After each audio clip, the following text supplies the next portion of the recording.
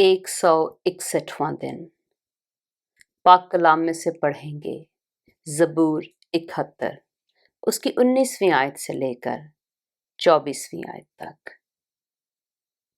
ऐ खुदा, तेरी सदाकत भी बहुत बुलंद है।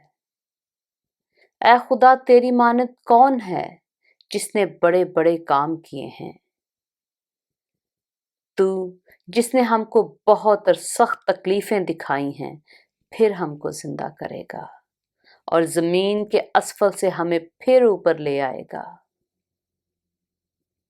तू मेरी अजमत को बढ़ा और फिर कर मुझे तसल्ली दे। ऐ मेरे खुदा, मैं बरबत पर तेरी सच्चाई की हमद करूंगा। ऐ इस्राएल के कद्दूस, मैं सितार के साथ तेरी मदह सराई करूंगा। जब मैं तेरी मदह सराई करूंगा तो मेरे होंठ निहायत शादमान होंगे और मेरी जान भी जिसका तूने फिदिया दिया है।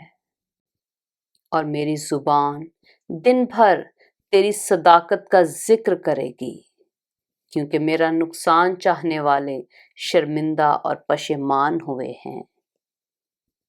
पाक कलाम के पढ़े और सुने जाने पर खुदावंद की बरकत हो।